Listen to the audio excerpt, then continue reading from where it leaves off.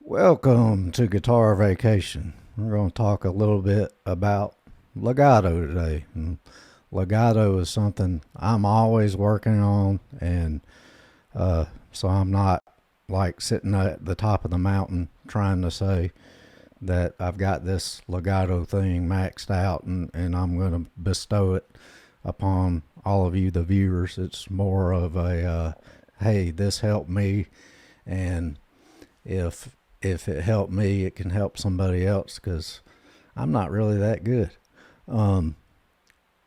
When thinking about legato, as we guitarists call it, it's doing the lines with hammer-ons and pull-offs, and we use it to describe a technique.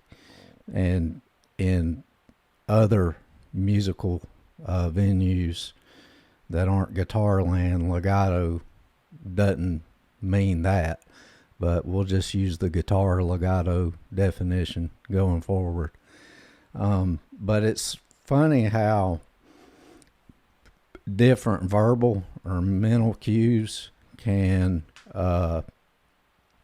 connect with different people, and sometimes, whether it be guitar or something in a sport, or just something you're trying to improve in, having a verbal cue that changes how you're doing something slightly can make a connection that really helps you out. And I really struggled for a long time getting the smooth transition in legato between strings. And the mental cue that helped me was to add a little pop to the technique. And I don't want to say that meaning intensity or tension, because like if you ever hear Tom Quayle talk about legato, his legato was some of the best out there. He talks about not playing with a lot of tension in your hand, and I totally agree with that. And I would be silly to disagree with Tom Quayle about anything guitar. But the pop, adding a little pop, it's like just a snap.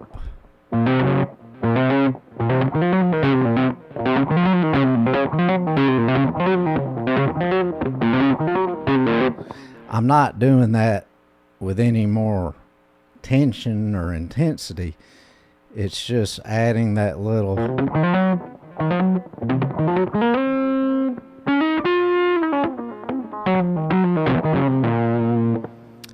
Another thing that has been kind of weird in my own playing is, used to be, if I wanted to show I could play something really technically well, I would test myself out with a clean tone. It was, hey, if you can play it clean, with a clean tone, when you use distortion, it's just going to be that much easier. And with legato in particular, I've come full circle with that, because especially with longer lines, you're having to keep your string muting game on point, and that becomes magnified by distortion. So if you have a lot of distortion and gain going, and you're doing legato and not properly using really both hands to mute the strings that you don't want to be heard at the time, that distortion will make it stand out, and you'll have really noisy legato that'll make it sound sloppier. So for that reason, a legato is one of the things when I practice technique,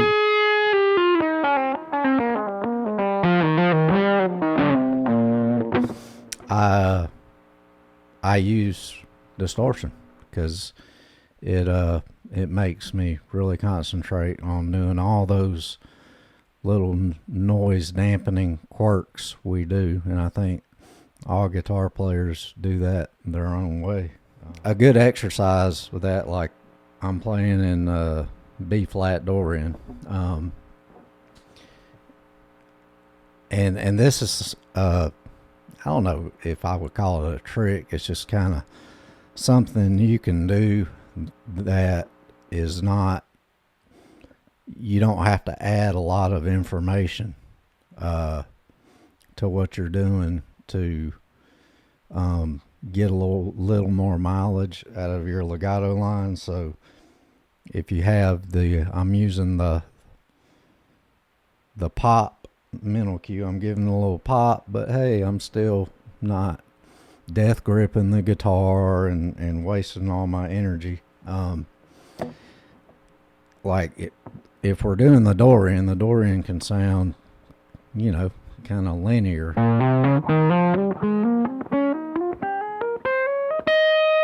Yay, there it is.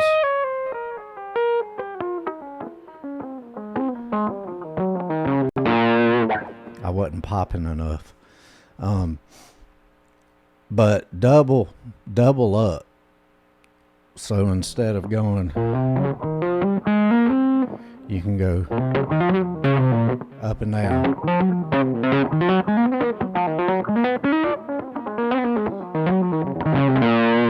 I'm gonna do it slow.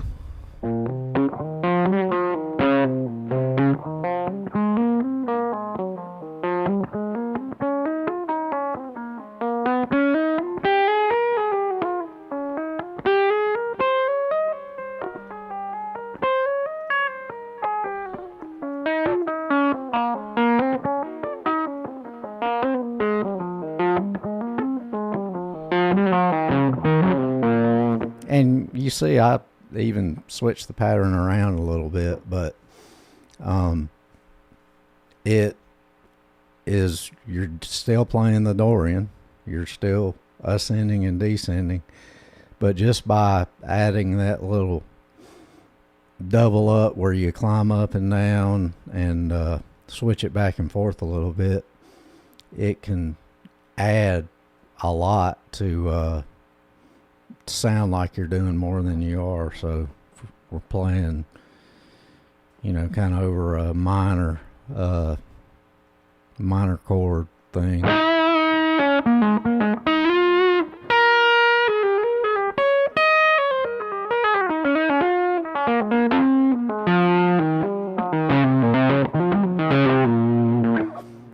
You kind of mix it up in there. But just think about hammer-ons. You're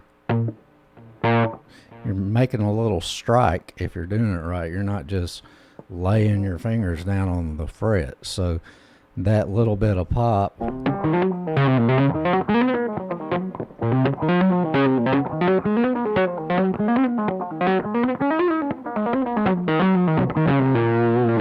can give that consistency that really makes it flow together better. And as you see, sometimes I do it well and sometimes I don't, but that's why I work on legato every day. Pull-offs are a little bit different because you're not, doing like hammer-ons from nowhere.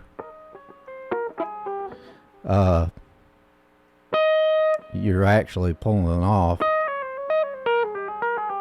But if you add that double up where you add some ascends to your descends,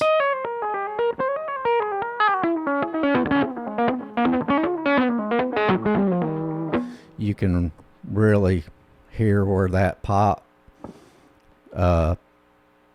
can come in and make your descending line stronger also. Those are a couple little things that have helped my legato get better, and things I continue to use in my daily technique practice to try to maximize and get even better than they are. Because when you're improvising, you want that technique to be there, so ingrained that it's not an obstacle to what you're trying to execute. And that's kind of the goal. The whole goal of doing technique practice is to make technique not matter, in the sense that you can execute it without problem because you've ingrained it in yourself. That's it for this edition of Guitar Vacation. So I hope you play your liquid legato lines fastly and fluidly, and maybe if you give it some pop, it'll help somebody out that was kind of having trouble getting the fluidity like me at some point. So you enjoy your liquid, smooth legato during your guitar vacation, and we'll talk to you soon. Later.